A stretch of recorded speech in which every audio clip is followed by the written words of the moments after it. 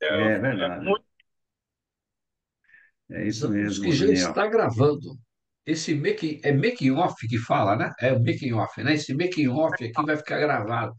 É, a nossa conversa. Eu até já tive a fazer antes, mas acabei que eu não fiz. Mas enfim, já está gravando o nosso making off aí, viu? É. Isso aí, tá certo. Ótimo. O último Então, acabou, o make-off anterior da semana passada acabou ficando de 1 hora e meia, né? Nossa, ainda bem que nossa. gravou o making off, hein? Ainda bem que, porque aí foi tudo. Pois é. Ah, a nossa O, querida irmã Cristina, ela disse que ela vai participar, mas ela não pode abrir a câmera hoje. Tudo bem, irmã, não tem problema, tá? Fique à vontade, tá bom? Ela mandou uma mensagem, eu não sei se vocês viram, mas eu vi que ela falando isso, tá Eu bom? vi. Realmente Vimos eles sim. estão atravessando um período difícil aí, de saúde da cunhada, né? Irmã do esposo. Teve um AVC e está internada ainda com um estado complicado. Então, eles estão ali assessorando.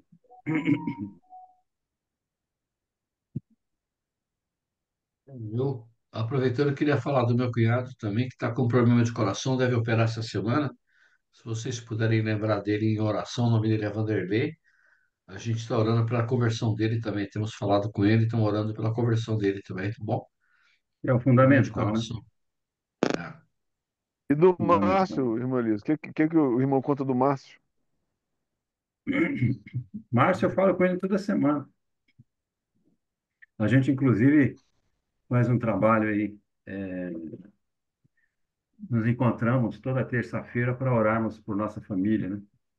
Então, tem sido bom, a gente tem conversado bastante aí. Mas ele ainda não mudou ainda aquelas, né? A defesa que ele tem ali do eu sinto arrebatamento, falta do enfim, irmão essas coisas Márcio todas. com os pensamentos dele, me ajudavam bastante. É, eu Eu tenho acho muito falado com ele. importante. Ele tem pensado na possibilidade, mas ele também tem algumas atividades, ele faz alguns trabalhos na igreja dele ali, de reuniões e tal. Então, isso tem dificultado um pouco também. Mas quem sabe, né? Uma hora volta aí para alegrias de alguns aí, né? É. Pastor Marco Santos. O Marcos Santos, conversei com ele há algum tempinho atrás aí. Está morando no interior, né? Oh, Então, ele casou? não, tá em vias aí de casamento. Tá em via de casamento. É, Muito amado irmão. O Márcio também, muito amado irmão. Se puder, diga a né? ele, mandei um forte abraço a ele. Ah, vou transmitir, Daniel. Vou transmitir, sim. É uma bênção muito grande. É, É, porque eu acho legal. Eu penso assim, o contraditório, quando não é, né, não é ódio teológico, é excelente, né? Porque aí a gente claro, aprende. claro, exato, exato. O Márcio da Porque minha família foi uma surpresa, assim, muito agradável para mim, né? Tendo meus familiares aí, irmãos, inclusive, todos desviados. E meu sobrinho Márcio, ele se destacou na família aí, como um estudioso também da Bíblia. E para mim foi uma grande surpresa, né? Surpresa muito agradável aí. Então a gente tem mantido contato, conversado bastante e feito planos aí para poder alcançar, né, os nossos familiares aí. Amém.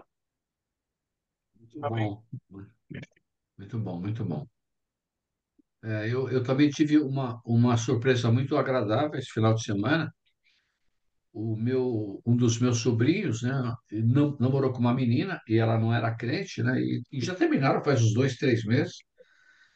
E uma menina de família muito legal, uma menina muito legal também, gostava muito dela, gosto, né? E ela tinha ido algumas vezes à igreja, ela foi domingo à noite assistir, aí ela ligou domingo para a Carol, que é minha sobrinha, filha da Sueli, ó, o primo conhece, o Daniel talvez, e aí Conhece bem. ligou, conhece, então ela ligou dizendo que queria ir assistir o culto, que queria ir na igreja. E aí a minha irmã e a minha sobrinha estranharam, mas tudo bem, vamos. Aí ela veio, aí eles foram assistir o culto na presbiteriana. que a Carol está indo lá agora, primo. E aí, por Hum. assistir o culto domingo à noite, quem pregou foi o pastor Hernandes Dias Lopes. E a mensagem foi sobre Evangelística. nascer de novo. E ela aceitou a Cristo.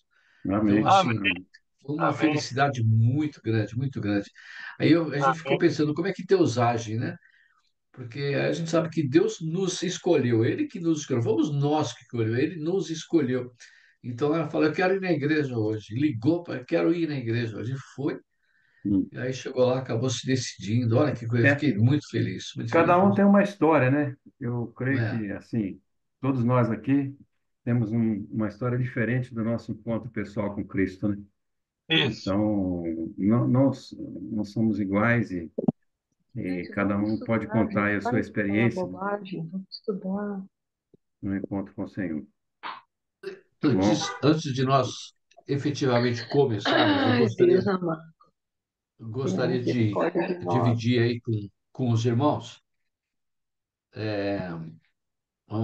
Eu, Piba, eu tinha falado com você antes, eu tinha pedido, lembra que eu te falei, vamos convidar o pastor Geber para ver se ele quer fazer parte.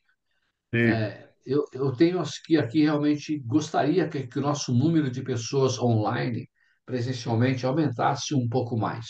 Eu sei que muitas pessoas é ruim porque o tempo vai tomar muito, talvez com perguntas, mas isso que eu acho que eu acredito, não sei o que vocês pensam, mas o meu ideal é que tivéssemos pelo menos 15 irmãos participando, né? E aí nós temos uma média de 10, 11, 12, acho que 15 seria o número ideal de estar participando aqui ao vivo, né? Digamos assim. Sim. Eu já tinha comentado com você, lembra, de nós convidarmos o pastor Geber para ver se ele gostaria de participar, que ele não está pastoreando nenhuma igreja. Não sei se os outros irmãos conhecem, o Daniel eu sei que conhece muito bem, não é isso, irmão Daniel? Muito Lembra? bem, muito bem. É, Então, o Majone, primo também, o primo também conhece bem. E aí eu tive no Hudson hoje, primo, Dr. Hudson, né? A gente chama Hudson pela intimidade, né? O dentista lá. E o pastor Jé me trata lá também. Eu conversei muito com o Hudson, né, os dias que eu vou, ontem e hoje, a semana passada, digo, e hoje, fiquei surpreso também, irmãos pastores, e pastor Evaldo, pastor José, a igreja presbiteriana, pastor Lourival, eu fiquei assim impressionado. O dinheiro deles investido por mês em missões. Por mês, 1.200.000 reais por mês na obra missionária. É uma coisa assim impressionante. É bênção, uma impressionante. bênção. Então, assim, e, e eu fiquei realmente, né? Então, aí conversando com o Hanson, aí conversei com o Hanson, aí falei do nosso grupo, tudo. E aí eu falei para o Hanson, vou ver se o pastor Jébio gostaria de participar conosco, porque ele tem bastante conhecimento, estudou nos Estados Unidos, e eu acredito que iria acrescentar muito para nós. E aí o Hudson falou com ele e tudo, e a princípio ele parece que gostou, e eu mandei hoje, passei um convite para ele, viu, primo? Mandei pelo WhatsApp. Mas o Daniel conhece ele, o primo também, então se vocês puderem falar com ele também, seria legal, né? De repente convidá-lo, tá? Se Ele vocês estava Sim. concordarem, né? doente, ele estava doente, não sei se ele melhorou. Eu acho que ele melhorou, porque ele tem ido ao Hudson fazer algumas coisas, eu acho que ele está melhor, primo. Está melhor. Ah, tá. Aí eu vou ver se eu lembrar aí de mandar uma mensagem para ele também. Legal. Irmão Daniel também conhece ele bem, gosta dele, né? E a recíproca é verdadeira, né, Muito, irmão Daniel? Então, é, com É ele certeza. que fez o meu casamento, né, pastor Jé? Oh, que bonito. que legal, que bom, que bom. E pastor Evaldo, boa noite. Nós não falamos boa noite, o irmão estava aí mencionando só boa noite, tudo bem? Boa O noite, pastor bem, Geber, graças a ele é, Deus. Boa ele é noite. casado, ele é casado com uma moça de Salvador, de uma igreja de Salvador que eu não lembro qual é. Casado com uma moça de Salvador, a Johnny, lá, de uma igreja de lá. Já falamos demais. Mas foi bom. Pastor Evaldo, a palavra é toda sua. Pronto, vou pedir ao irmão Almir para colocar os slides, que hoje nós vamos já entrar com os slides. Já falamos, já abrangemos com os irmãos a aliança abraâmica, que tem o primeiro T, que é a terra. Agora nós vamos começar a falar sobre a aliança davídica. que trata do trono de Davi, que é o trono Ótimo. do Messias. Então, irmão Almir vai pôr os slides, nós vamos começar, depois nós vamos entrar com a nova aliança. São as três alianças que nós elencamos Uhum. no capítulo 10 do livro para podermos meditar com os irmãos. Nós vamos começar e em algum momento eu dou uma pausa para discutirmos, porque ela não vai ser esgotada hoje. Ela vai prosseguindo junto com os irmãos, né? Mas já oraram? Eu não entrei um pouco atrasado aí? Não sei se já Não, oraram. não, não, ainda não, ainda não. Pronto, irmão Você Elias pode habilitou? ficar à vontade aí para designar a Uhum. pessoa que vai orar. Vamos então orar. Primo, você poderia nos dirigir em oração, por favor? Claro, sem dúvida. Vamos orar. Eterno Deus, estamos mais uma vez reunidos em Teu nome aqui, com esse grupo maravilhoso para podermos estudar a Tua palavra, Deus. O Senhor conhece as nossas dificuldades, estamos interessados em conhecer o Senhor melhor, para assim também poder servir melhor ao Senhor e ao nosso próximo, principalmente aqueles que não conhecem a Cristo como Salvador. Nos alegramos nessa noite de ver testemunhos de pessoas que estão sendo alcançadas com a mensagem do Evangelho, Deus, e sabemos que o Senhor tem um propósito para a conversão na vida de cada um, e certamente nenhum daqueles que o Senhor deu a Jesus vão se perder ao longo dessa caminhada. E por isso, ó Deus, seja dado ao Senhor toda a glória e toda a honra pelo plano maravilhoso, Deus, da salvação em Cristo, de todo aquele que crê no nome precioso do nosso Salvador Jesus. Então, que continuemos aqui, né, com esse grupo firme, ó Deus, estudando, nos alegrando. Oramos em favor do pastor Evaldo, que tem sido uma grande bênção em nossas vidas. Agradecemos por ele compartilhar graciosamente, ó Deus, o seu estudo conosco, com tanta alegria, e nos alegramos também em poder receber esse alimento precioso. Pedimos que o Senhor abra os nossos corações e mentes, nossas bocas também para participar, enfim. E esse período seja um período de grande alegria e de crescimento da nossa vida espiritual, da nossa vida cristã. Por isso, ó Pai amado, te agradecemos neste momento, nesta noite, oramos, lembrando do pastor Geber, ó Deus, e que se o Senhor tem esse propósito, que ele venha agregar aqui em nosso grupo, para juntos podemos estudar a tua palavra. Oramos também pela Cristina, pelo Rubens, por esse momento que eles estão atravessando. Sabemos que o Senhor é presente em todos os momentos de nossas vidas. O Senhor Jesus disse que neste mundo teríamos aflições, mas o Senhor está conosco e nos pede que ficamos firmes e animados. Por isso, Pai amado, confiamos na tua palavra e nas tuas promessas, que são firmes e que nunca falharão. E nessa noite queremos mais uma vez estar aqui nos alegrando com todos os nossos irmãos em Cristo. Em nome de Jesus que nós oramos, agradecidos. Amém. Amém. Amém. Amém. Amém. Pronto, irmão Almir pode ir. Pode colocar aí os slides, né?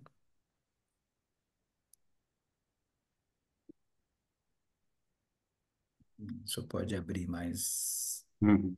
os irmãos poderem ver melhor, né? Pronto, aí só pode passar também essa parte. Pode passar também esta.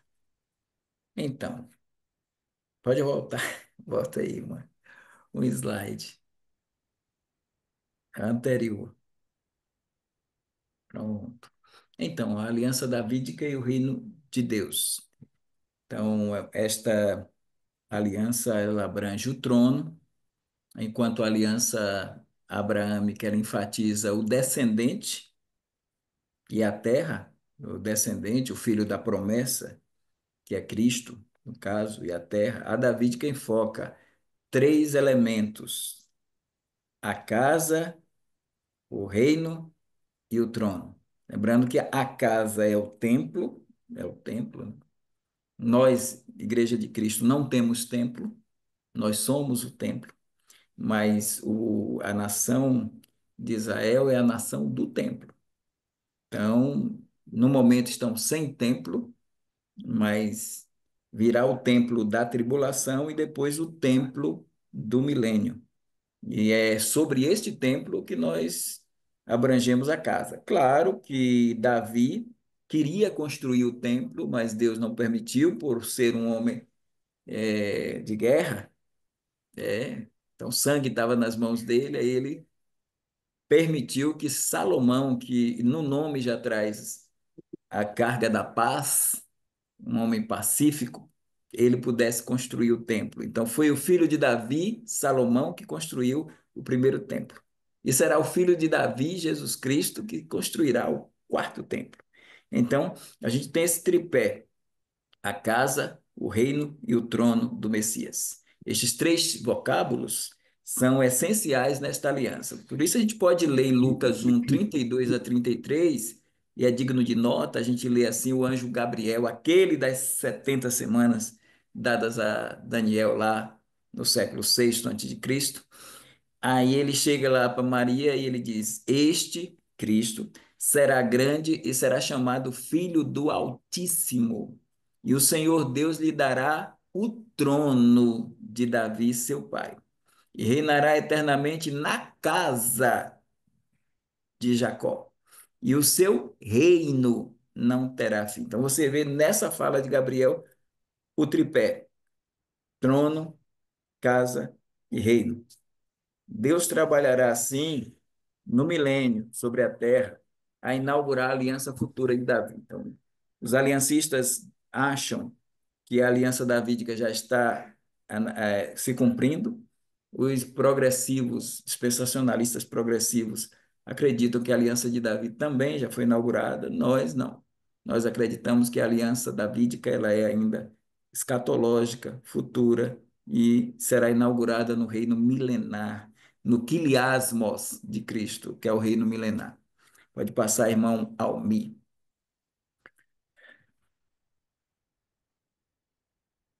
Os três fatores citados por Natan são patentes aqui. Natan vai, em 2 Samuel, capítulo 7, nos trazer essa aliança. É o Natan que vai trazer. Então, primeiro fator, primeiro elemento, a casa. Olha o que Natan diz. Ele diz: E desde o dia em que mandei que houvesse juízes sobre o meu povo Israel, claro, é Deus falando através de Natan, a ti, porém, te dei descanso de todos os seus inimigos. Também o Senhor te fará casa. Então aí eu dei uma grifada, né? O Senhor te fará casa. A casa, nesse contexto, representa a dinastia do reino de Davi. Claro que tem a ver com o templo, mas ela também abrange a dinastia do reino de Davi. E o reino de Davi é um reino que vai caminhar pela dinastia no reino, no período unido, né? Você tem os três primeiros reis de Israel, são do período do Reino Unido. As 12 tribos conjuntas, aí você tem Saul, depois Davi e depois Salomão. Quando o reino se divide, por conta de Roboão e Jeroboão, Roboão, filho de Salomão, aí nós temos o reino dividido, cuja capital o reino vai dividir em Reino do Norte e Reino do Sul. Aí você tem no Reino do Norte Israel, que é a capital é Samaria, Reino do Sul, Judá, cuja capital é Jerusalém. E é do lado de cá, no Reino de Judá, que nós temos que caminhar até a chegada do Messias, que vem por essa linha. São reinos, o reino se divide, e depois dessa divisão, ainda em monarquia, nós temos os exílios. Nós temos o Reino do Norte sendo derrubado pela Assíria, o Império Assírio, e o Reino do Sul sendo derrubado pelo Império Babilônico. E aí foram 70 anos de cativeiro para depois eles voltarem com Neemias, Esdras, Josué, Zorobabel, Ageu, Zacarias e Malaquias. E aí nós temos as 70 semanas sendo dadas nesse contexto. 2, o reino. E aí, mais uma vez, Natan, quando teus dias forem completos, Natan fala para Davi, quando os teus dias forem completos e vieres a dormir com os teus pais, Então farei levantar depois de ti a tua semente, que sair das tuas entranhas, e estabelecerei o seu reino. Então, em 7:11 casa, em 7:12 reino. O reino aqui é o reino teocrático, governado por Cristo, filho de Davi, que é uma projeção para o futuro. 3, o trono. Aí vem mais uma vez o verso 13. E aí Natan diz: Este edificará uma casa ao meu nome, e confirmarei o trono. Veja que nesse texto, Gabriel, lá em Lucas, apresenta os três elementos, e agora no verso 3, Natan traz os três elementos. Ele diz: Este edificará uma casa ao meu nome, o filho de Davi, e confirmarei o trono do seu reino para sempre. Então, casa, trono e reino. A gente dá aquele destaque para o trono, porque abrange o reino e a casa. O trono da sua glória é estabelecido no início do milênio. Esse trono, ele vai ser chamado trono da sua glória. Por que é o trono de sua glória? Porque vai trabalhar justamente o retorno da glória de Deus. Quando, quando a gente tem a morte do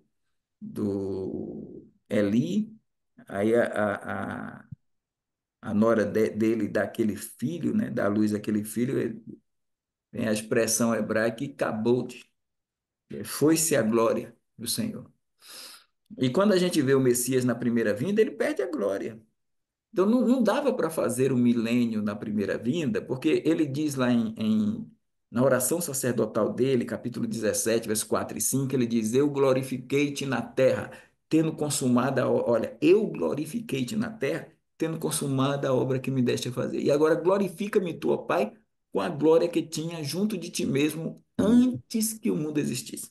Ele pediu que o Pai devolvesse a ele a glória que ele tinha antes, no estado pré-encarnado, quando ele lá estava figurando entre o Deus triuno.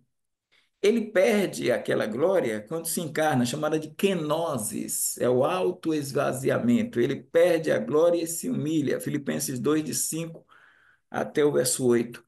Aí são as três formas do Filho de Deus que, vamos dizer assim, que são as três formas do Filho do Homem que transformam os filhos dos homens. Vamos colocar assim, né? Então, lá em Filipenses, a gente vê quais são as três formas dos filhos de Deus lá em Filipenses. É a forma de Deus, que é inerente a ele, a forma de homem, que ele assume, e a forma de servo, que ele também assume. Só que é assim, ele não teve por usurpação ser igual a Deus, porque ele é sempre Deus, mas ele tomou, ele já tinha, é algo dele, inerente a ele é Deus, então ele tem a forma de Deus. Na hora que ele assume a forma de homem, ele assume há 2000 anos, em Belém, quando o Verbo se faz carne e habita entre nós. Essa forma de homem, ela passa a ser dele e ela é para sempre. Ela é, agora ele não se desvencilha mais dela. Mas a forma de servo foi uma forma temporária. Essa ele só assumiu por 3 anos e meio. Porque é a partir dos 30 anos que ele toma a forma de servo. É o servo sofredor de Isaías 53. É interessante conosco, o homem sem Deus, o homem mundano, o homem que vem do Adão caído, ele só tem uma forma, a forma de homem, que é inerente a ele. Ponto. Nós temos também a forma de homem que é inerente a nós, mas assumimos uma segunda forma. Ele tem três, nós temos duas. A forma de homem, nossa, e a forma de servo, que em Cristo era temporária, só 3 anos e meio, mas em nós vai ser eterna, porque nós seremos eternamente servos de Deus. Então, ele tem a forma temporária de servo, nós temos a forma permanente que assumimos. Assim como ele assumiu a forma humana permanente, nós também, depois que cremos, assumimos a forma de servo permanente. Por isso que essas três formas do Filho de Deus, do Filho do Homem, digo, para entendermos bem. Esse filho do homem nada tem a ver com o pai, porque o pai não é homem, nada tem a ver com o José, porque José não foi pai dele, tem a ver com a humanidade dele.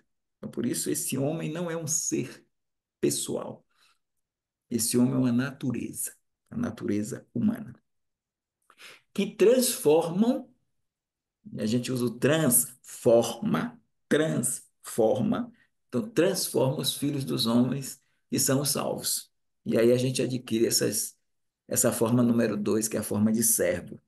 E isso vai caminhar, ele perde a glória dele quando ele se encarna, porque ele se autoesvazia, e esse autoesvaziamento não é dos atributos, é um autoesvaziamento da sua glória, denotando a sua humilhação, porque alguns teólogos falam que ele se autoesvaziou dos atributos, mas ele usa os atributos dele durante o ministério dele. Por exemplo, a onipresença, ele usa quando ele fala com Natanael, vi-te debaixo da figueira, quando ele vê o pensamento dos homens, aquele paralítico de Cafarnaum, quando desceu lá, os quatro homens brocaram o telhado da casa de Cristo, desceram o paralítico nas cordas, e a gente tem Mateus e os outros evangelhos sinóticos dizendo, e Jesus vendo a fé deles, ó, só sendo Deus para ele ver a fé, ele vê algo mais por dentro.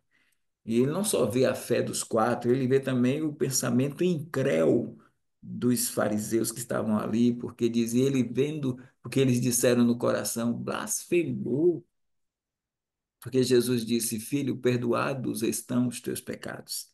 E eles não tiveram coragem de dizer a Jesus, disseram, blasfemou. Como ele disse essa blasfêmia, quem pode perdoar pecados senão Deus? Aí Jesus, o texto mostra a divindade de Cristo, quando ele diz assim, e Jesus, vendo os pensamentos deles, os repreendeu e disse, qual é mais fácil? Dizer ao paralítico, levanta, toma o teu leito e anda, ou os teus pecados estão perdoados? Primeiro ele falou, os teus pecados estão perdoados. Se fizesse essa pergunta para o Escatom, para os irmãos aí do Escatom, qual é mais fácil? Qual seria mais fácil para Jesus? Dizer ao paralítico, levanta-te, toma o teu leite e anda, ou dizer, os teus pecados estão perdoados? Nas lentes do mundo e de muitas pessoas do evangelho de prosperidade e cura, seria mais fácil dizer, perdoados estão os teus pecados. Ele só falaria. Mas foi muito mais fácil ele dizer, levanta-te, toma o teu leite e anda. Porque para dizer teus pecados estão perdoados, ele teve que colocar uma cruz de 80 quilos nas costas, caminhar pela via dolorosa, receber cravos nas mãos, nos pés, na fronte a coroa de espinho, ter o lado furado, e esse Deus homem derramar o seu sangue. Ele teria que ser sacrificado. Dizer, levanta-te, toma teu leite e anda, é a coisa mais fácil para ele, mais tranquila. Era só dizer e pronto. E aí, por isso ele deixou para depois. Mas ele operou milagres que atestavam a sua messianidade, ainda com ele em inglória, ou seja, sem glória. Quando ele ressuscita, o corpo dele é glorificado, mas ele ainda não foi, ele ainda não recebeu a glória. Porque ele só recebe a glória quando ele se assenta à direita de Deus, Pai. Entretanto, o trono lá de cima não é o trono da sua glória, porque era complicado ele ser o trono da glória, porque essa glória ela teria que emanar para toda a terra e diante de todas as tribos, povos, línguas, nações. Estar lá em cima não traz para ele um trono de glória no sentido do trono de Davi. Então, por isso que ele é o trono do Pai da graça, mas não o trono da glória. O trono da glória é o trono davídico, aqui profetizado e aqui mais entendido neste estudo sobre a aliança davídica. Pode seguir, irmão Almir.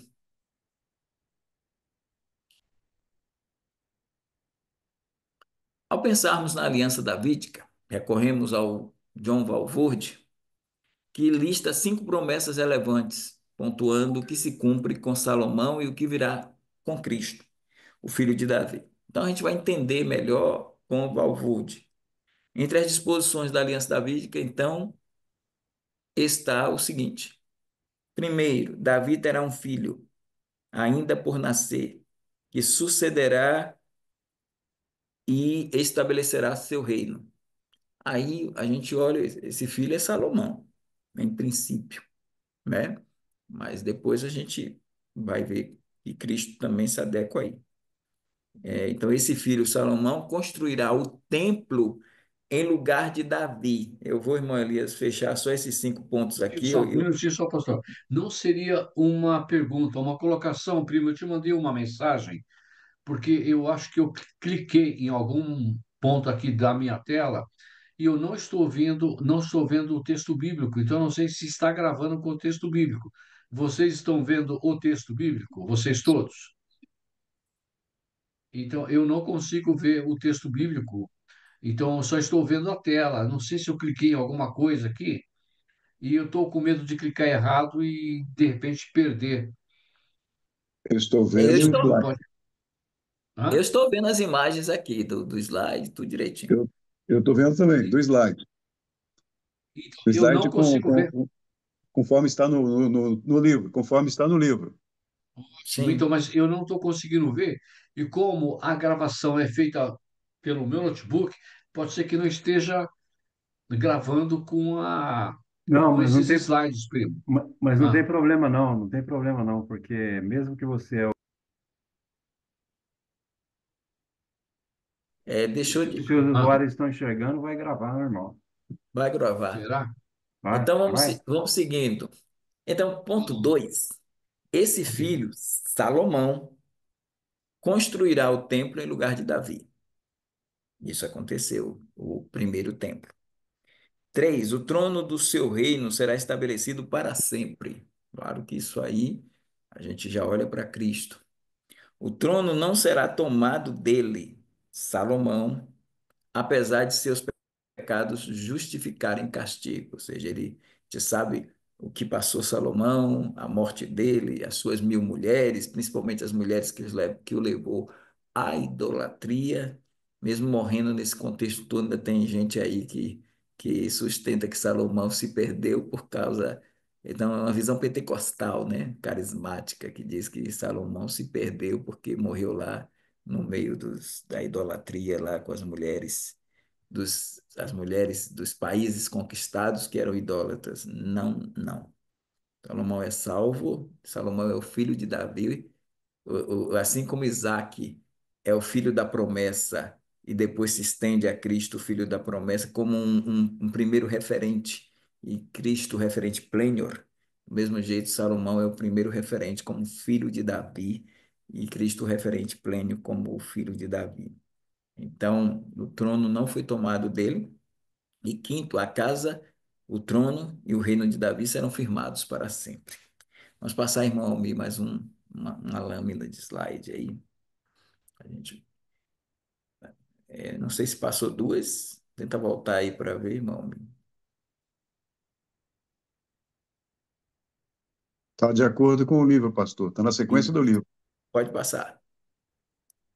Os dispensacionalistas creem nesta aliança como incondicional. Mais um dado, irmãos. Na aliança abraâmica, o que é que vimos os aliancistas acreditando na aliança como condicional? A aliança para poder até tirar de Israel, né? E colocar e focar na igreja, como o novo Israel de Deus. Então, por isso eles jogam essas alianças como condicionais. Nós, dispensacionalistas, assim como a aliança abraâmica, para nós, ela é incondicional. A aliança davídica para nós também é incondicional. Então, os dispensacionalistas creem nesta aliança como incondicional e eterna. Já aliancistas veem a aliança davídica como pacto condicional e temporário, como na aliança abraâmica. A aliança davídica, a despeito ou a respeito da qual muito foi dito, mostrou que sua descendência sentaria sobre o seu trono e teve cumprimento natural no reino de Salomão. Seus aspectos eternos incluem o Senhor Jesus Cristo, da descendência de Davi, e no livro de Atos, Pedro insiste em que a ressurreição e a ascensão de Cristo cumpriram a promessa de Deus de que a descendência de Davi sentaria no seu trono. Ou seja, Pedro vai mostrar isso, que Jesus Cristo é da descendência de Davi e que a ressurreição dele e a sua ascensão o credibiliza, o cacifa, para ele poder assumir o trono de Davi.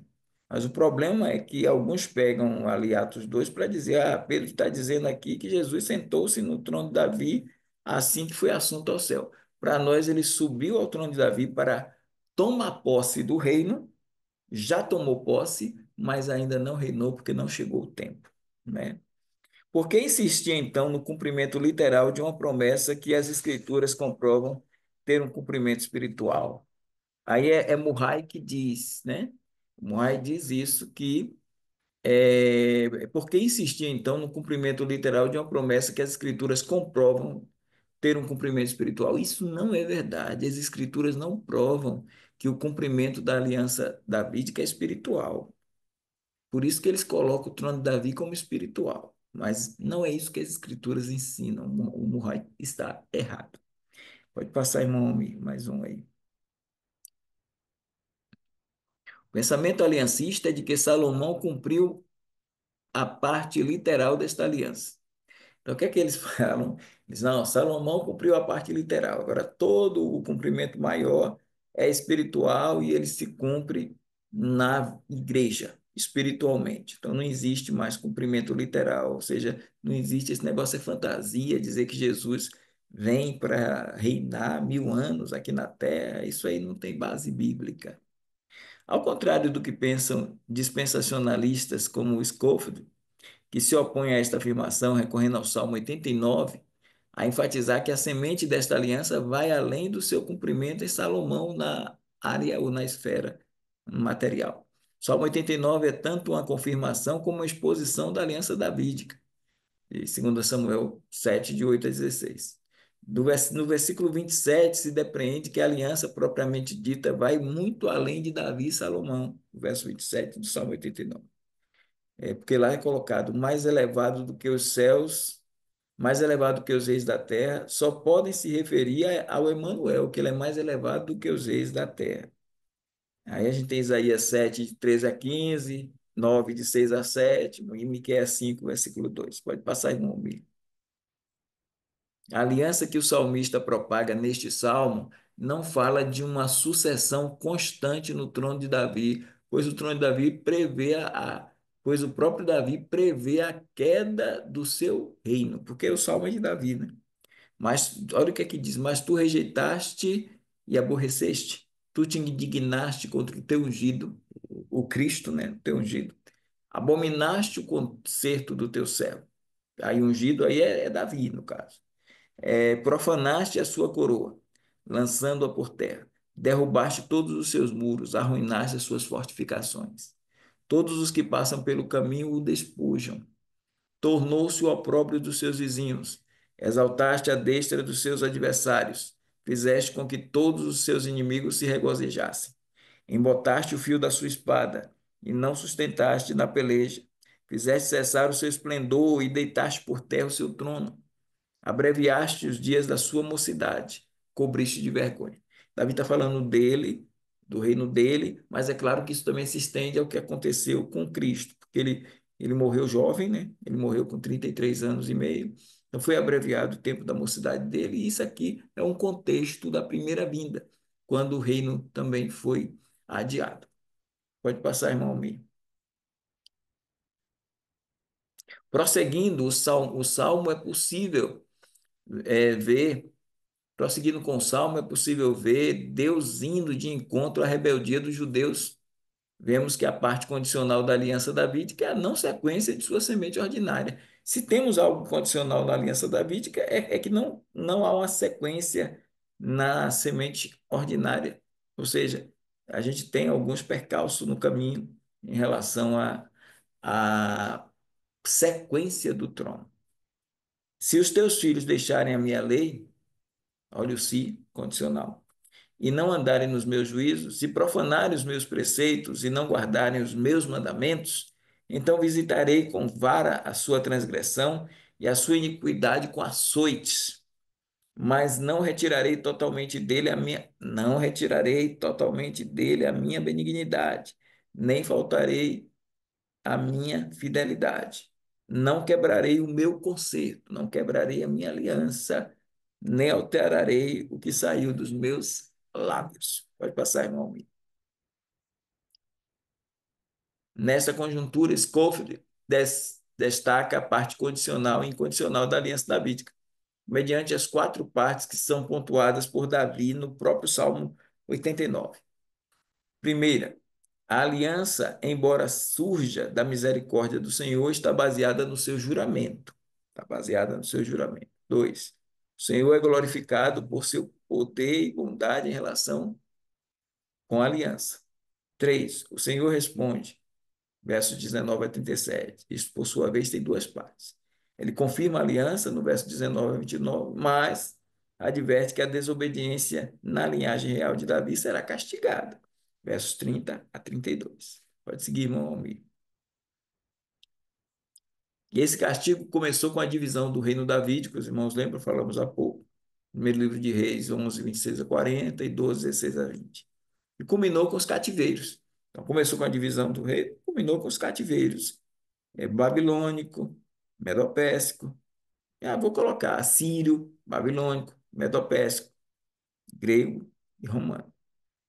E culminou com a história de Israel na dispersão dá testemunho da continuação do castigo. 4. Há uma súplica do remanescente, Isaías 1:9 e Romanos 11:5, que insiste na severidade e prolongamento. Pode seguir, meu amigo. Neste ponto, os do DP conservam a crença dos do DC e do DR. A crença na condicionalidade da aliança ligada a Salomão, ao mesmo tempo que a incondicionalidade está no reino de Jesus. Então, em relação a Salomão, condicionalidade. Em relação a Jesus, incondicionalidade. Então, a promessa condicional de que nunca te faltará sucessor ao trono de Israel é repetida mais duas vezes por Salomão, em 1 Reis, primeiro livro de Reis 9, 4 a 9, e segundo livro de Crônicas 7, 17 a 22. Também aparece em Salmo 132, 12, onde é justaposta com a promessa incondicional de colocar um descendente sobre o trono, verso 11 do Salmo 132. A promessa de Deus de levantar um descendente incondicional. Porém, um reino contínuo e ininterrupto não é condicionado pela fidelidade dos reis davídicos. Pode passar, irmão. Eu vou parar aqui no problema do DP por causa do horário. Aí, se não der tempo, a gente... Problema do dispensacionalismo progressivo. Vai dar uma fechadinha aí e para ver se os irmãos têm algumas perguntas, algumas colocações.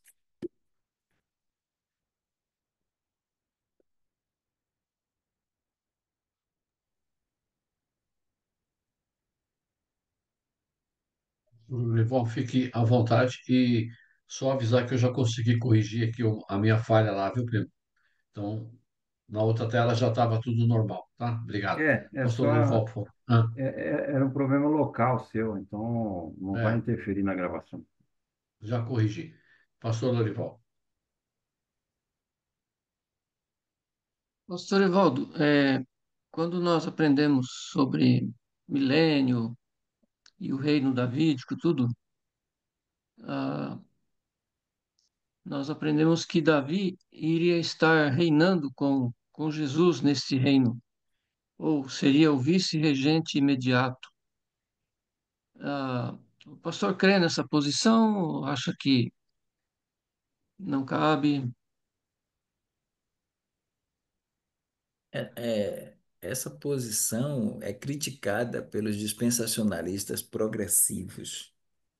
Eles, com a chamada hermenêutica complementar, que é uma abordagem chamada de eclética, eles dizem que traz uma interpretação histórico-gramatical consistente mais consistente, literária, linguística, e bíblica, e da teologia bíblica. E eles dizem que dentro do contexto literário, que até criticam Hayre, eles, Hayre diz que é mais consistente, mas os dispensacionalistas clássicos dizendo, e, e que inclusive ataca Hayre nesse campo, né? Fica dizendo, baseado lá em Jeremias, baseado em Ezequiel, que fala que o rei Davi iria governar e tal, e usa a expressão rei Davi. Isso não é uma vez só, há diversas colocações falando do rei Davi para Ezequiel. A gente pode até, só para os irmãos acompanharem aí, que é o que o pastor Lorival sabe de cor, aí, mas eu vou trazer aqui só para os irmãos poderem dar uma lida. Ezequiel, é,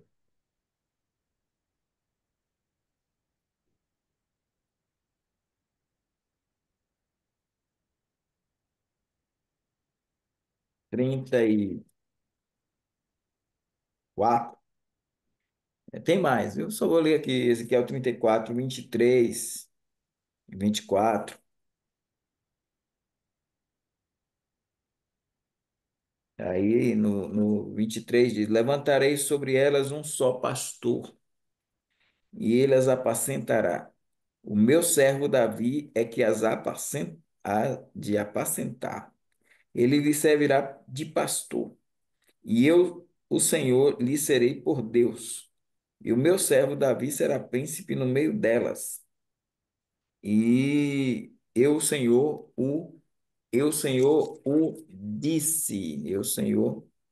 o disse, né? E a gente pode ler o capítulo 37, pode botar aí, o irmão já colocou na tela, 37, versículo 24, a 25. 24 diz: E meu servo Davi será rei sobre eles. Todos eles terão um só pastor, e andarão nos meus juízos, e guardarão os meus estatutos, e os observarão. E habitarão na terra que dei a meu servo Davi, em que habitaram vossos pais. E habitarão nela, eles e seus filhos, e os filhos de seus filhos para sempre. E Davi, meu servo, será meu príncipe eternamente. Não tem só esses textos, tem mais. É, aí, eles nos. Eles falam que o clássico está equivocado. Tal. Quando você pega Hayre, quando você pega a Bíblia de Hayre, nesses textos, Hayre vai dizer: Esse meu servo Davi é Jesus, é a raiz de Davi, é o filho de Davi que está governando. Tanto que ele mesmo, quando no capítulo 10 de João, ele diz: haverá um só rebanho, um só pastor, e tem ovelhas e tal, e usa texto, uma alusão a Ezequiel. Eu ando com Rai, eu acredito que esses textos estão falando de Davi, e não propriamente de Jesus, e não propriamente de Davi. Agora, eu não tenho. Eu botei até no meu, no meu livro a crítica deles. Eu disse, eu falo, Hayre não, porque ele acusou Hayre, que Hayre tinha dito que era mais consistente e tal, e que seria Davi. Mas Hayre, na Bíblia dele, diz que não. Mas, eu não tenho dificuldade na ideia clássica de que Davi será corregente. Por quê? Se Davi estará aqui ressuscitado, participando do milênio. Qual o problema em Davi ser um corregente com Cristo aqui? Então, eu não vejo problema nenhum. Eu penso que o texto está falando de Cristo, pastor Lurival, mas eu não vejo problema nenhum. Eu acho que eles que vão ver problema, porque eles tentaram inovar, os dispensacionalistas progressivos. Mas eu não vejo problema em Davi, porque a gente vai ter crentes de todas as dispensações, inclusive Adão vai estar por aqui, e Abraão, Isaac e Jacó estarão por aqui. Então, Cristo, do jeito que Cristo é humilde, que Cristo é maravilhoso, dá essa honra a Davi de governar com ele, vai ser algo muito sublime. Então, eu acho que é possível, é plausível, entretanto, eu penso que o texto Ezequiel, ele não está chamando Davi para assumir uma corregência. Eu penso que ele está trabalhando com Jesus como filho de Davi. Entende? Mas eu não Uhum. vejo problema, não. Tenho mais uma perguntinha. A respeito do caráter do servo, que o irmão disse que ele assumiu o caráter de servo a partir do ministério, né? E antes, então, do ministério, qual era o caráter dele? Simplesmente homem? É, eu vejo assim, ele quando assume a forma humana, é a segunda forma, quando ele nasce. E aí ele vai ficar 30 anos no anonimato, tanto que os evangelhos nem vão trabalhar, salvo ele com 12 anos e alguma coisa da infância. Mas eu penso que ali ele está como homem. Agora, na hora que ele ele é ungido de Isaías 53. Ele se constitui e é exposto por Marcos. Tanto que Marcos nem se importa em trabalhar esse período. Marcos, que apresenta Jesus como servo, ele não traz nem genealogia. Então, ele não trabalha esse período, ele Já trabalha pega só do ministério em diante, né? isso, porque ele está apresentando o servo. Então, eu creio que a forma de servo é só de 3 anos e meio.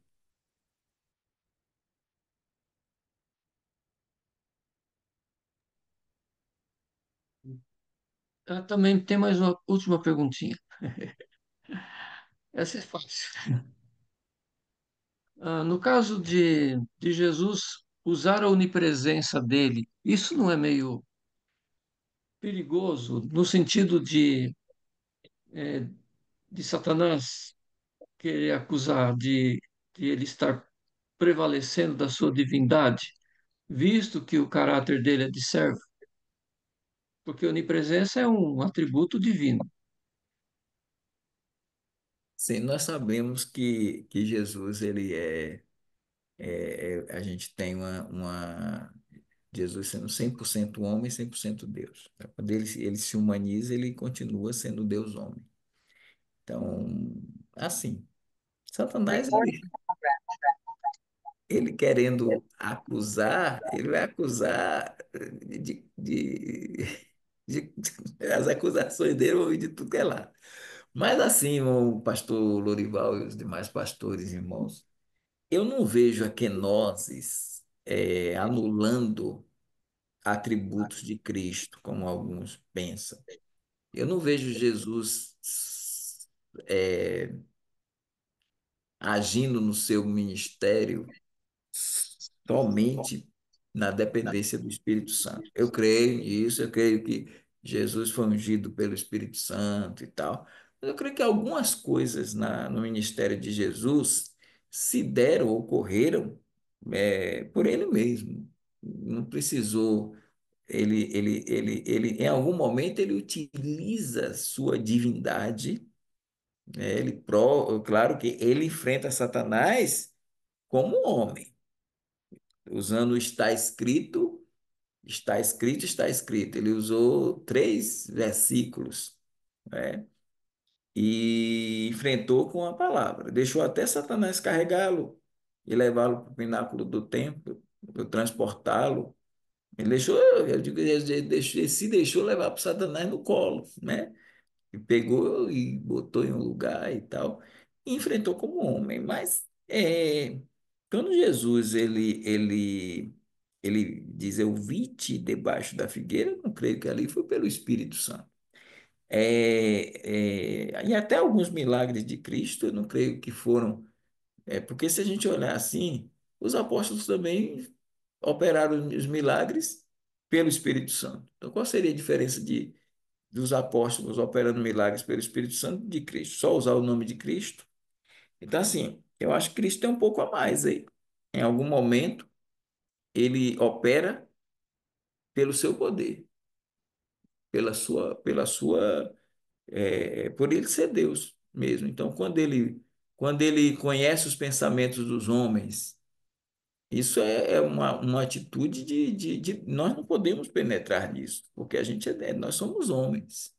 Mas quando diz, e Jesus conhecendo os seus pensamentos, e João dizendo assim, lá em 2 capítulo 2 42 quando ele diz assim, e ele não necessitava de ninguém testificasse do homem, porque ele conhecia, ele bem sabia o que havia no homem. Então, o Senhor Jesus Cristo, em algum momento, é fato, ele se admirou da incredulidade das cidades impenitentes, ele foi até debaixo da figueira para ver se tinha fruta, né? Isso aí é reflexos da humanidade dele, em muitos aspectos, sim, mas em outros momentos ele resolveu utilizar atributos incomunicáveis que nós não podemos usar, e ele usou.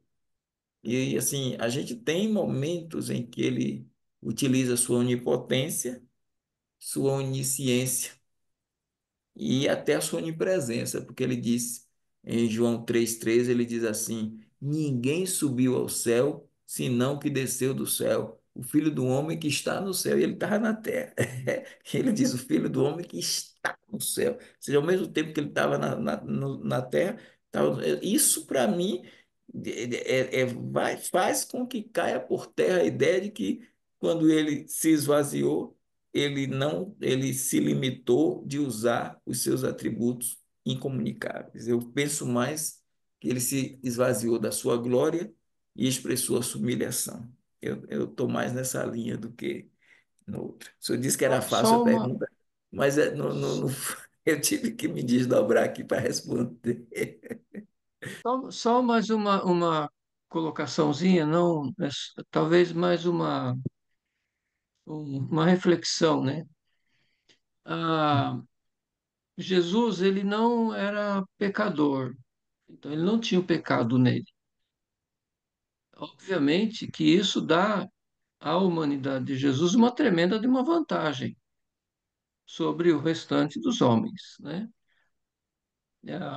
Essa percepção dele de ver eles ali num grupinho cochichando e tal, e ele já entender, né, que estão falando da situação, tudo, que ele está percebendo tudo, que eu acho que um ser humano sem pecado, ele tem não só um QI muito adiantado, mas ele tem a percepção refinada e ah, muito grande, né?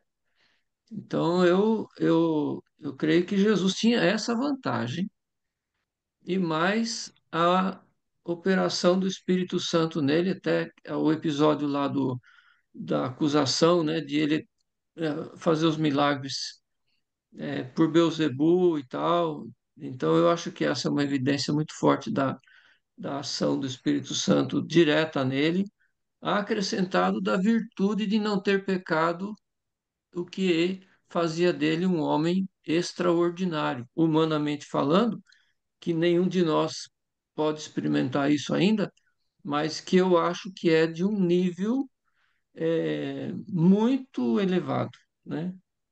É só essa a minha colocação. Ponto final, posso passar a palavra para Mas o só seguinte. uma coisa aí que eu queria colocar para o pastor, né? O senhor acha, por exemplo, naquela questão de que Jesus põe a criança no meio deles, e aí eles vêm no caminho, que Marcos deixa isso claro, eles vêm no caminho discutindo quem era o maior.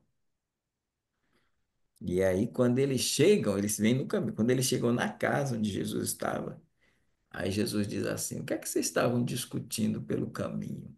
Parecendo quando ele falou lá com Adão, né? Adão, onde está? Né? Onde é que você está? Então, o que é que vocês estão discutindo pelo caminho? O senhor não acha que ele, apesar dessa humanidade, eu entendo e concordo, dá mais aguçidade, né? Ele fica mais aguçado nas coisas. Mas o senhor não acha que ele não estava exercendo sua onipresença, não? É só um. Agora sou eu que tenho que responder, né? Ah, veja, durante o livro de Atos todinho, a gente percebe, né? E falou o Espírito Santo aos apóstolos e tal, aos discípulos. A gente vê que a narrativa de Atos é uma declaração bem,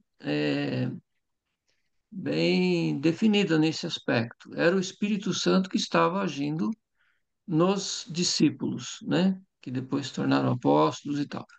Agora, em Jesus, essa narrativa não é ah, assumida assim, declarada, porque eu acho que era natural, né? Quando o pai fala, esse é meu filho amado em quem me comprazo, né? Falou isso no batismo, falou na transfiguração e, enfim, eu vejo que sim, que é, ah, Jesus ele tinha condições, né, nele, mais acrescentado do que o Espírito Santo fazia nele, mesmo que os textos não declaram isso. E aí leva o pastor, logicamente, a tirar a conclusão que ele está usando os seus atributos divinos. Mas eu ainda não tenho completa certeza disso.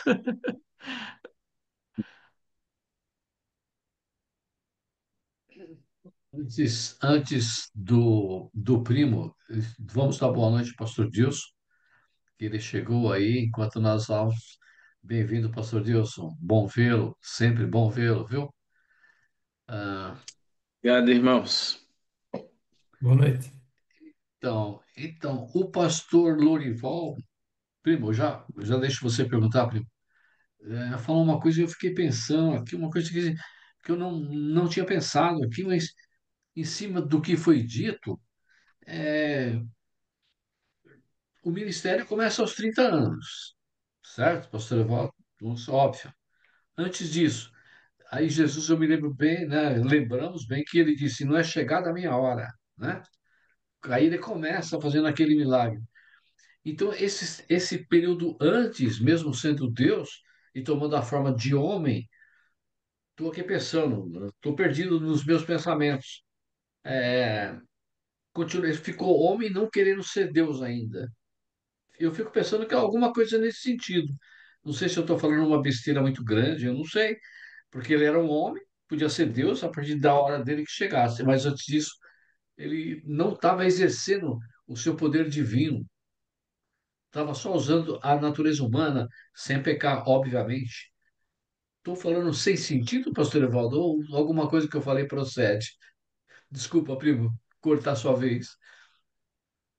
Assim, esse período de 30 anos, ele é Deus homem, mas assim, claro, com 12 anos ele diz que ele já tem consciência de que está cuidando das coisas do Pai. Quando ele responde a Maria e a José, que foram procurá-lo, se perderam dele, e ele diz: Eu estou cuidando das coisas do meu pai. E já estava ali ensinando, muito versado nas escrituras desde criança, lá com 12 anos. Claro, com a idade já de que já começa o que para chegar, né, e tal. Mas, irmão Elias, nesse período de 30 anos, eu vejo assim, ele não está na condição de servo ainda, porque ele não assumiu essa parte, que essa parte ela está relacionada assim com a obra, mas porque é a humanidade de Jesus que vai precisar vir à tona para a obra ser realizada. Então, uma das causas da encarnação é a humanização. Ele não se humaniza, é, ele não poderia realizar a morte, né? Uma das causas da humanização é a morte. Então, esse servo sofredor de Isaías 53 é um servo sofredor do Calvário. E vai para o Calvário, vai morrer, vai dar sua vida. Então, ele é Deus, a kenosis ali, claro, ele está com os 30 anos, ele vai trabalhar com o pai adotivo, ele vai ser carpinteiro, ele vai ajudar no sustento da família, ele vai trabalhar. Qualquer que olhasse para Cristo é um homem normal, natural, tranquilo. Quando você começa a olhar Cristo depois do batismo de João, e ali, quando a pomba desce sobre ele, ele é ungido com o Espírito Santo. e eu creio plenamente, como os irmãos creem. Vejo Isaías 61 aí tranquilamente, mas eu não consigo conceber a ideia de que tudo que Jesus realizou nesses 3 anos e meio foi na dependência do Espírito Santo tão só. Creio que foi na dependência do Espírito Santo, mas em algum momento ele utilizou recursos da divindade. Recursos da divindade. É isso assim. Eu não quero discutir isso com os irmãos aprofundando, porque assim, puxaríamos alguns textos bíblicos, eu citei alguma coisa aqui, mas a gente ia puxar mais coisas para a gente dizer, isso aqui, você acha que ele fez isso aqui pelo Espírito Santo ou foi ele mesmo fazendo, né? Então, é assim. Mas eu creio na obra do Espírito Santo nele e o uso como Pedro diz, né, que ele foi ungido pelo Espírito Santo, andou fazendo bem e tal, e fala das obras messiânicas, que são as obras de milagres que ele operou, né? Mas eu acho irmã Elisa, a gente só não deveria ocupar o tempo para trabalhar essa questão que o senhor trouxe dentro de um contexto de 30 anos. Agora, eu acho que o senhor trabalha bem se o senhor pegar isso para os 3 anos e meio finais da vida dele. Mas para cá, eu acho que não cabe, não. Bom, por favor. É, o pastor Evaldo agora me deu uma esnucada aí, porque eu ia continuar no mesmo assunto. E foi muito interessante aí, mas eu quero pelo menos deixar 2 versículos, né? Porque é muito interessante esse fato. Eu já, em certo momento, fico refletindo muito sobre o ministério de Jesus, né? E porque a ênfase, né, obviamente, claro, nos últimos 3 anos e meio aí. Agora, no período anterior, desde criança, quando foi comentado aí, quando ele foi encontrado lá no templo, ensinando, né? Lucas narra ali, no versículo 49, ele diz assim: E ele lhes disse: Por que é que me procuráveis? Não sabeis que me convém tratar dos negócios de meu pai? Ou seja, ele tinha 12 anos e ali ele já estava, né, demonstrando, está claro nesse, apesar que não temos muitos outros textos, mas já demonstrando que ele já estava ali, né, mesmo jovenzinho, e em alguns momentos, não temos outras passagens aí, mas já envolvido nesse ministério. E ainda, no versículo 25 de João 21, nós temos o texto dizendo: Há, porém, ainda muitas outras coisas que Jesus fez, e se cada uma das quais fosse escrita, cuido que nem ainda no mundo todo poderia conter os livros que se escrevessem, né? Então, ah, realmente, o enfoque está nos 3 últimos anos e meio, o pastor colocou, né, na condição de servo, mas o ministério dele, eu creio que o foco principal foi realmente nesse testemunho, né, da, do porquê ele veio, quem ele era, enfim, né, e desde já pequeno. O fato é que a gente tem aqui a própria colocação dele, né, nesse texto de Lucas, capítulo 2, versículo 49. Enfim, mas como o pastor disse, né, Não, pode ser um assunto para aí ser trabalhado um pouco mais. só cabe um adendo aí, é o seguinte, ó. Tem a turma que diz que Jesus, a turma de Qumran, né? Que vai dizer que Jesus, ele teve são os essênios. Jesus teve João Batista esteve lá com ele, Jesus também durante o seu período de infância. E aí eles até colocam que Jesus matou um passarinho e depois ele ressuscitou o passarinho, né? Mas assim, o ministério dele, ele começa a partir das obras de poder, lá em João 2 de 1 a 11. E lá no verso 11, e Jesus principiou assim os seus finais em Caná da Galileia. e manifestou a sua glória aos seus discípulos que creram nele. Então, o primeiro milagre de Cristo já é o milagre do servo, já é ele servindo num casamento, o melhor vinho, transformando a água em vinho. Então, assim, ele não trabalha como servo, forma de servo, no contexto do período antes, do período anterior à sua, aos seus 3 anos e meio.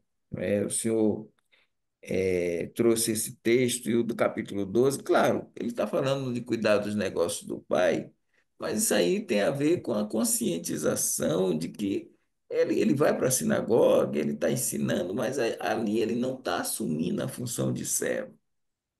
A função de servo dele, que vai exemplificar com a sua vida, com um padrão, modelo, paradigma, é durante o seu ministério. Bom, o primeiro milagre foi em Caná da Galileia, o segundo também foi em Caná da Galileia. Então, assim, ainda que a gente use, mas Jesus fez muitos sinais, a gente não pode pegar aquele texto de João e canalizar, e é interessante que o senhor cita o próprio João, falar que Jesus fez muitos sinais que não estão registrados no livro, mas João disse que o primeiro milagre dele é em Caná da Galileia. Então, assim, eu não posso pegar essa parte que diz que ele operou milagres que não estão naquele livro, que é o livro de João. Eu não posso canalizar milagres que Jesus fez para dentro de um período de 0 a 30 anos, entende, meu amigo? Eu só tenho esse conjunto de milagres. Claro que é, é, é fato que Jesus operou muitos outros milagres, sim. Jesus era muito produtivo nisso. Ele estava agindo como Messias. É a ideia daquele Messias que traz um monte de coisas maravilhosas para o povo que o espera, o seu povo, o povo de Israel. Então, eu não posso caminhar por essa seara, Uhum. porque a gente não encontra, não tem dados para encontrar Jesus como servo durante o período antes do seu ministério. É isso. Tá certo. Na verdade, não era essa a minha pergunta, mas eu só peguei um gancho aí no assunto, né? Enfim, mas eu não sei se alguém vai falar mais sobre isso, porque a minha pergunta vai mudar totalmente aí o foco, né? Então, acho que o pastor O José, José parece que vai falar. Pastor né? José vai. Ok. Ô, irmão, pastor, não, eu só queria fazer uma colocação aqui, pastor. Eu vejo que a revista atualizada, ela usa a expressão esvaziou, mas a Corrigida Fiel fala diferente, e eu estou aqui também com a NTT, a Bíblia Literal do Texto Tradicional. E aqui na Bíblia Literal do Texto Tradicional, ele traz uma tradução bem próxima da Fiel, mas ele coloca também um comentário. Eu só queria ler o comentário aqui. Ele diz assim: contudo, lendo o texto primeiro, né? Contudo, a si mesmo fez de nenhuma reputação. E o comentário que ele faz aqui é o seguinte: o Cristo nunca por um só segundo se despiu nem esvaziou a si mesmo, como dizem algumas traduções. Então, ele não se esvaziou de si mesmo de nenhum dos seus atributos divinos, apenas restringiu a si mesmo para não usá-los. Fez-se vazio de reputação, nunca por um segundo se esvaziou 1 milímetro de nenhum dos seus atributos divinos, né? É só uma colocação aqui. Achei interessante aqui, Hum. há uma diferença mesmo, né, das traduções aqui, dependendo do texto, né, do receptos. É essa a ideia. Não há autoesvaziamento de atributos. Há um autoesvaziamento da glória. E a ideia é de humilhação. Claro que se restringir de executar, de utilizar os atributos dele é uma coisa. Se autoesvaziar é outra coisa. Então, uma autolimitação conectada com a humilhação e o despício da glória, né? Eu quero dizer aos irmãos E que há uma proposta de uma segunda kenosis aí. A proposta de segunda kenosis é para nós, porque há a necessidade de nós, assumindo, tendo a forma de homem, exercer uma kenosis do nosso eu. É você se autoesvaziar de si mesmo. Ou seja, é você se despir do seu eu. É a proposta de morte. É a proposta de renunciar a si mesmo Uhum. para tomar a cruz e seguir. Ou seja, você tem que matar o seu eu. E o matar o seu eu denota também. Então, nós podemos compreender o autoesvaziamento de Cristo com o nosso. Porque se eu quero assumir a forma de servo, tem que ser assim. Não vivo mais eu, mas Cristo vive em mim. Então, se Cristo vai viver em mim, eu tenho que me esvaziar dos meus eus, dos meus conceitos. Então, uma autoesvaziação, um autoesvaziamento da nossa glória do eu. Então, ao invés de deixar. Então, a gente também pode viver uma kenosis, se auto-esvaziando de nós mesmos. E isso é interessante. Então, quando ele fala em autoesvaziamento, eu concordo aí com o comentário aí do Hélio, né? Do Hélio Menezes aí na LTTT. Porque é isso, a gente não pode pensar que Cristo vai se autoesvaziar dos seus atributos. Se ele autoesvaziar, ele não vai usar em momento algum. Agora, se o autoesvaziamento, se a kenosis é uma restrição, ele pode em algum momento utilizá-la, utilizar algum atributo desses atributos incomunicáveis, não é? Porque os outros, claro, os comunicáveis não tem nem que discutir. Estamos falando dos atributos incomunicáveis, ou seja, dele ter a onisciência, ter a onipresença e ter a onipotência, podendo utilizá-la em alguma circunstância. Mas o natural é ele não utilizá-los. Mas isso não quer dizer que ele está se auto-esvaziando deles, no sentido de um esvaziamento. Eu, Acho que tem mais alguém para estar no mesmo assunto, é pastor Lorival, parece. Não sei se o Daniel também. Eu não sei se seria exatamente o mesmo assunto. Tá me ouvindo? E o pastor Lorival? mesmo assunto, pastor.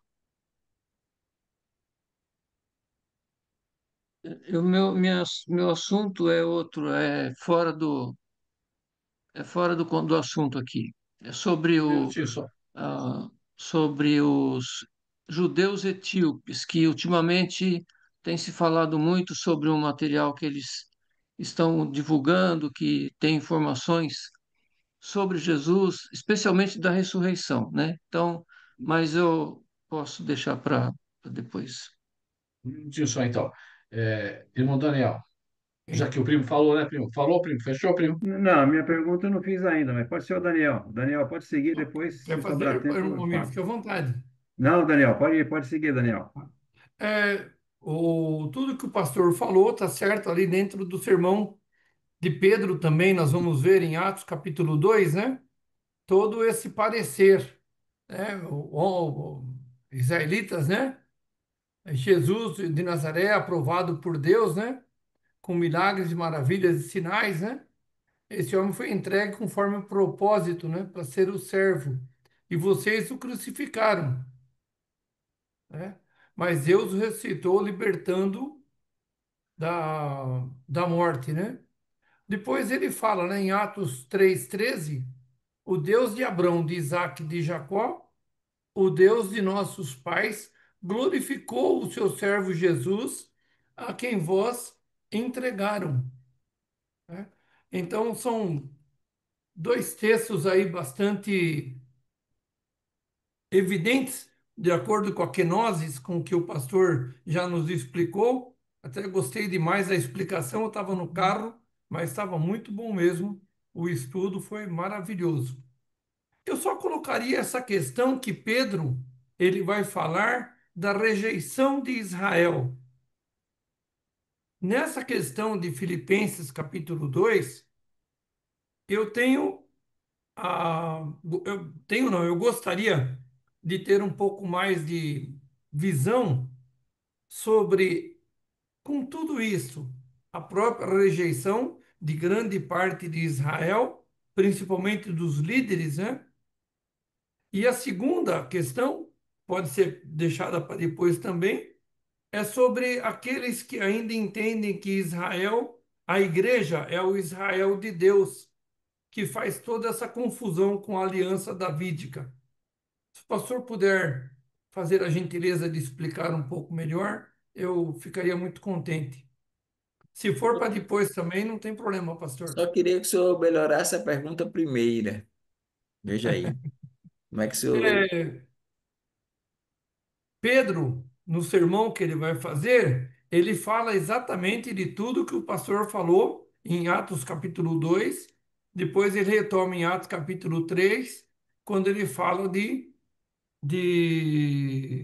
Abraão, né? E mesmo assim crucificaram a Jesus. E é o servo, tudo. Nessa questão, a minha maior preocupação é se um pessoal tão grande aceitou a Jesus, né? Irmãos, que faremos então, né? Que eles disseram para Pedro, né? Como que isso não chega na liderança, né? Não, não tem essa visão, né? Sim. Assim, mas quando o senhor chega no capítulo 6, você já vê que muitos sacerdotes, sumos sacerdotes e sacerdotes aceitaram a fé. Então acabou chegando também para eles quando eles tiveram a melhor compreensão, né? Claro que Perfeito. não são todos, Não, mas assim, a questão mesmo é a cegueira espiritual, porque eles achavam, eles não esperavam um Messias servo mesmo. É por isso que Pedro chamou de servo, né? Para dizer, olha, o servo Jesus e tal. E claro que ele não está falando de Jesus depois que assentou-se à direita de Deus. Está falando do servo em relação à questão da humanização de Cristo. Né? Está falando daquele servo que culminou o seu serviço no Calvário, né? Aí e na ressurreição. Agora, é, Pedro explicou direitinho todo esse processo, como o senhor falou. Capítulo 2, capítulo 3, capítulo 4. Ele vai pregando para eles, até que eles também começam a rejeitar. Mas alguns deles creem, né? Porque lá no capítulo 6, deixa eu ver se eu acho aqui, capítulo 6,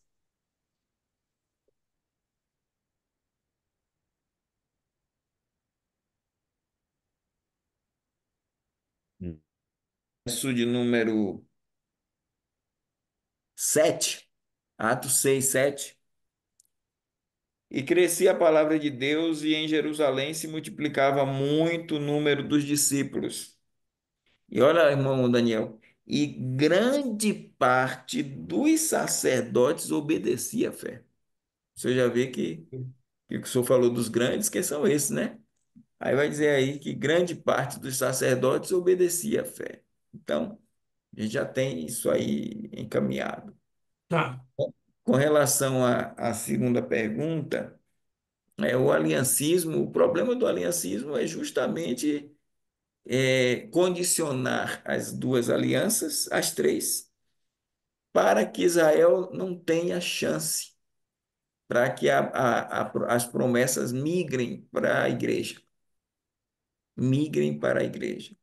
E aí eles restringirem toda a aliança, no caso da aliança davídica, ao reinado de Salomão e a sua pujança, que o reinado de Salomão foi estupendo, foi maravilhoso. Então, aí eles pegam e restringem ali.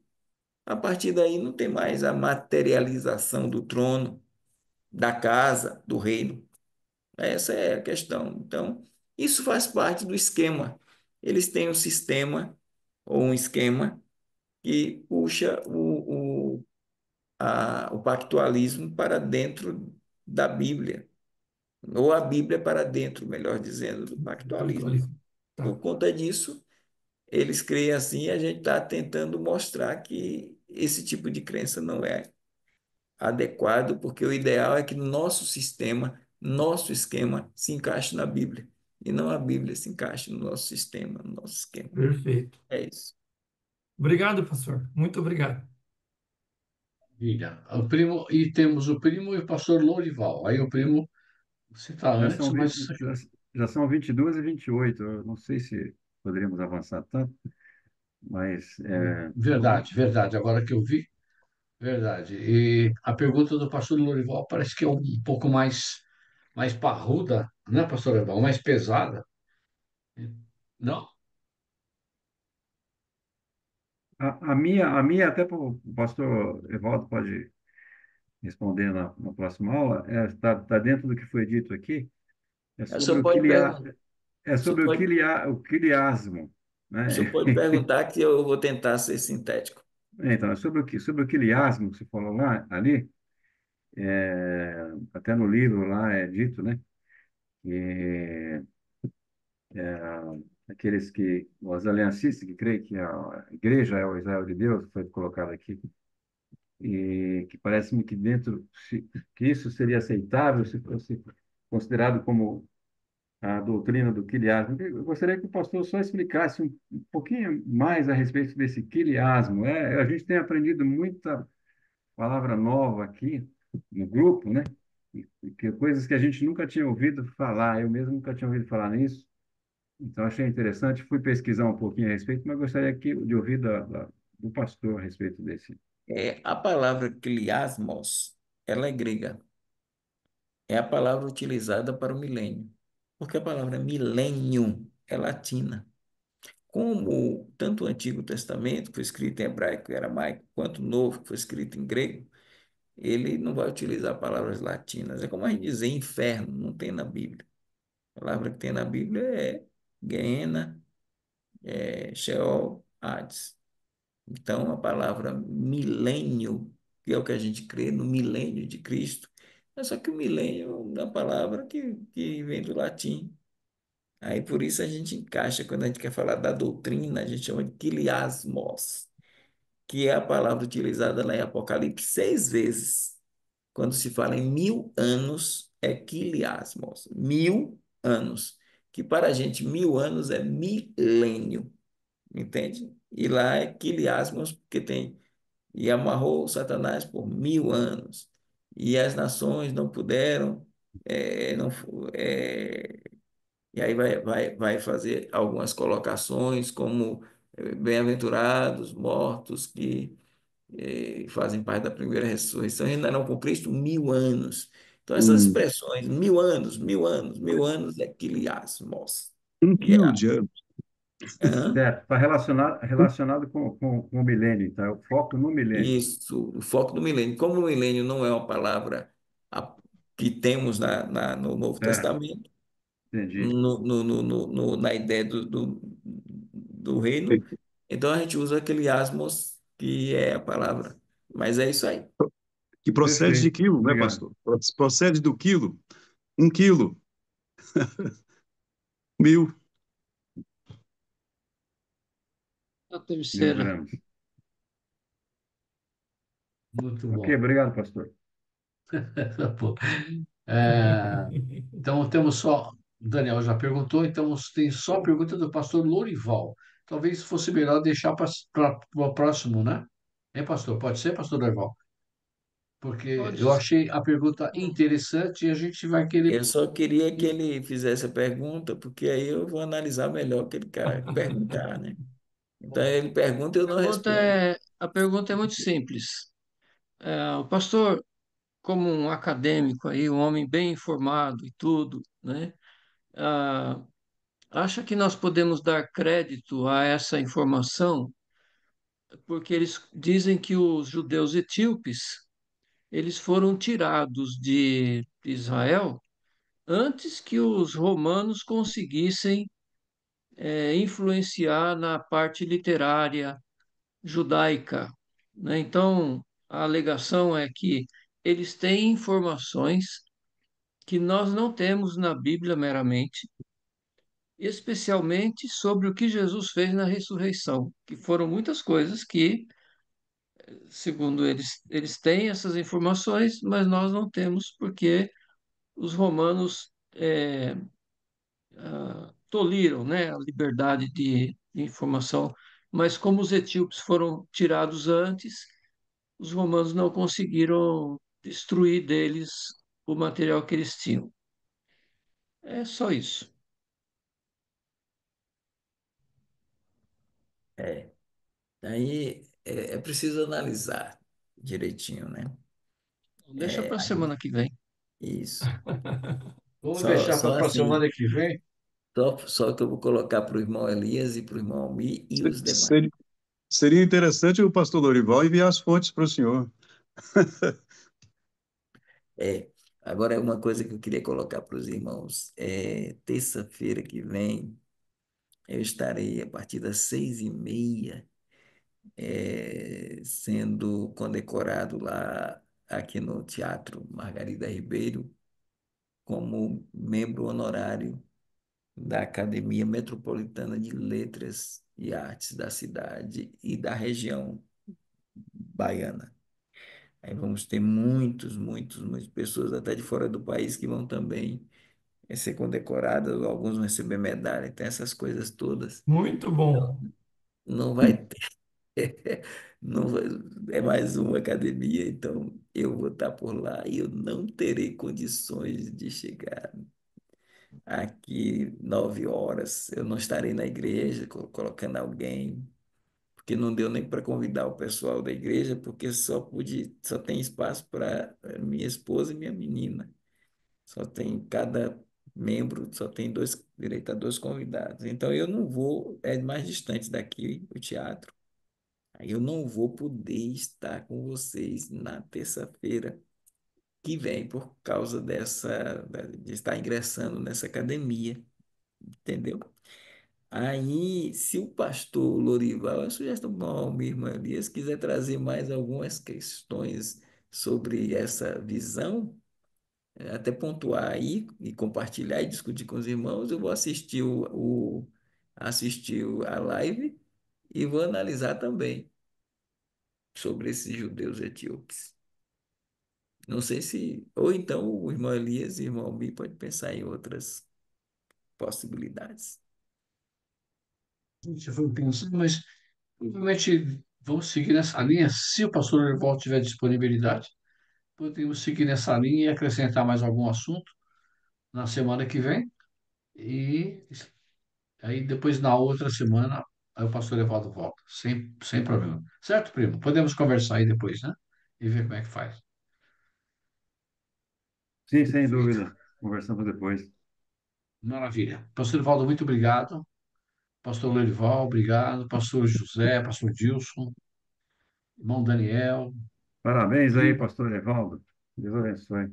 Deus abençoe, pastor Evaldo. Para Nós mim, Parabéns o por Santa enquanto. seguimos, Vídica foi uma bênção muito grande, pastor Ivaldo. Muito é, bom.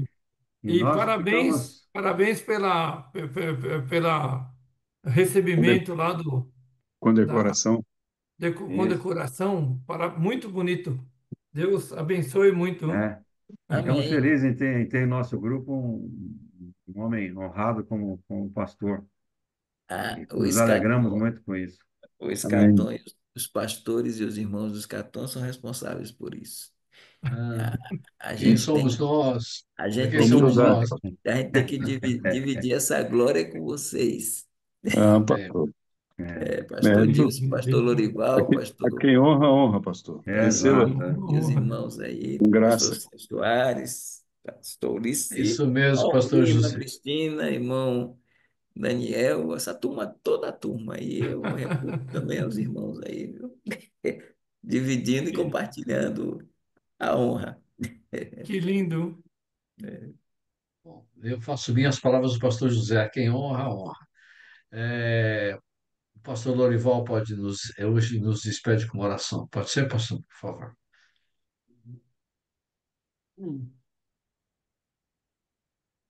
Santo Deus, Pai querido e amado, queremos, Senhor, te agradecer porque o Senhor nos deu um dia com resultados em que pudemos chegar até este ponto desta aula e com integridade e bom siso contemplar, ó Deus, esta aula maravilhosa sobre a tua palavra, sobre estas alianças que o Senhor tem feito com ah, os crentes do Antigo Testamento e que repercutem a nossa vida hoje. Ó Pai, queremos pedir que o Senhor nos dê a graça de entendermos cada vez mais a tua palavra.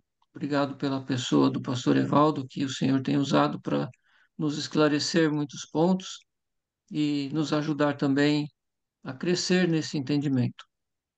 E queremos, a Deus, pedir que o Senhor o ajude nesta condecoração, para que ele possa falar também com o seu testemunho a pessoas de graduação alta também, ó Deus, assim como foi com o apóstolo Paulo, que falou a reis, governadores.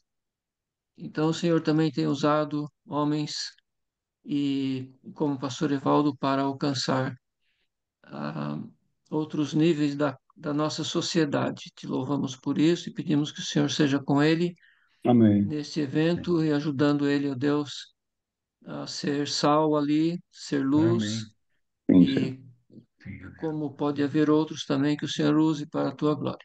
Amém. Obrigado, Deus, nos dá uma noite de sono tranquilos, um sono reparador.